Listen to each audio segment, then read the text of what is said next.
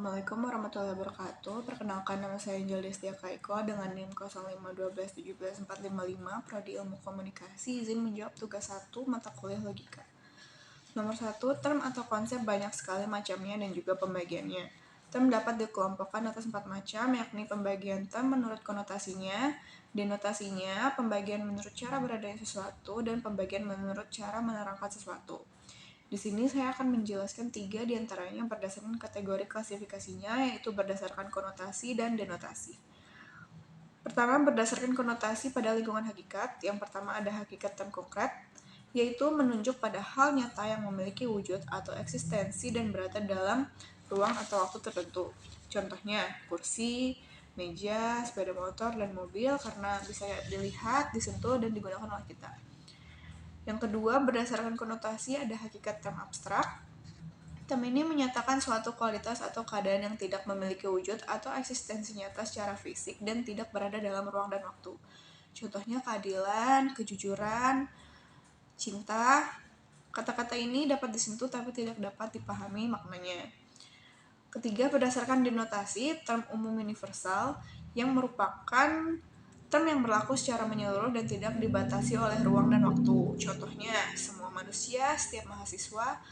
Contoh ini mencakup semua individu manusia atau mahasiswa di mana saja dan kapan saja. Selanjutnya saya akan menjawab soal nomor 2. Sesat pikir atau logical fallacy adalah kekeliruan dalam penalaran yang tampak logis di permukaan, namun sebenarnya menyesatkan karena melanggar aturan logika yang sah. Kesalahan ini bisa muncul dari langkah penarikan kesimpulan yang tidak valid, dari cara berkomunikasi yang menyimpang, baik secara sengaja maupun tidak sengaja, dengan memasukkan hal-hal yang menyebabkan kesimpulan menjadi keliru. Menurut para ahli logika, sesat pikir dibedakan menjadi 3, yaitu sesat pikir formal, merupakan jenis kesalahan dalam penalaran yang terjadi karena bentuk atau struktur logikanya yang tidak sah. Jenis ini memiliki berbagai bentuk, salah satunya mengiyakan suatu pilihan dalam suatu susunan pikir pengetahuan yang merangkum. Contohnya, jika hujan turun, maka tanah menjadi basah. Sekarang tidak hujan, maka tanah tidak basah. Ini salah karena tanah bisa saja basah karena disiram, terkena air bocor, dan sebab lain. Kedua, ada sesat pikir verbal. Sesat pikir verbal merupakan kesalahan dalam penalaran yang muncul akibat penggunaan kata-kata yang tidak tepat atau karena adanya makna ganda dalam suatu istilah. Sesat pikir ini banyak ragamnya, salah satu misalnya susunan pikir terdiri atas 4 konsep. Yang aturannya 3 konsep, tetapi konsep pembandingnya bermakna ganda. Contohnya, semua burung memiliki sayap, semua pesawat memiliki sayap, maka semua pesawat adalah burung.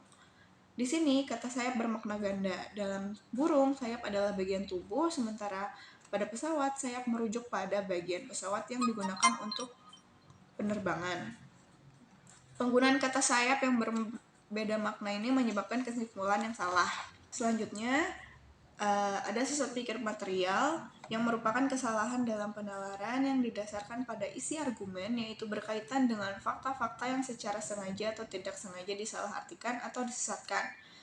Salah satu ragam sesat pikir ini yaitu perumpunan yang tergesa-gesa. Contohnya, seorang mahasiswa bertemu 2 dosen yang galak dalam minggu pertama kuliah, lalu menyimpulkan bahwa semua dosen di kampus ini pasti galak dan tidak ramah. Mahasiswa tersebut menarik kesimpulan umum tentang dosen hanya berdasarkan pengalaman singkat dan terbatas. Ini adalah bentuk sesat pikir material berupa perumpunan yang tergesa-gesa dan tidak didasarkan pada data dan cukup bukti untuk menyimpulkan secara keseluruhan.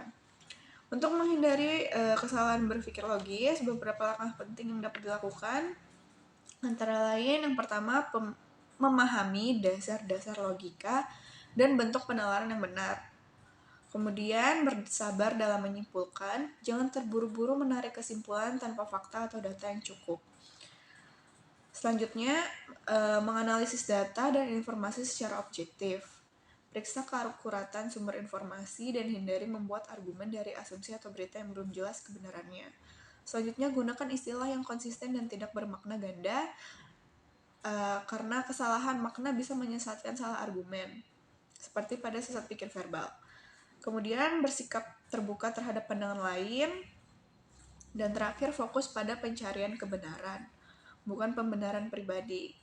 Dan menerapkan langkah-langkah tersebut, kita dapat meminimalisasi resiko terjebak dalam logical fallacy atau sesat pikir. Sekian jawaban dari saya. Terima kasih. Wassalamualaikum warahmatullahi wabarakatuh.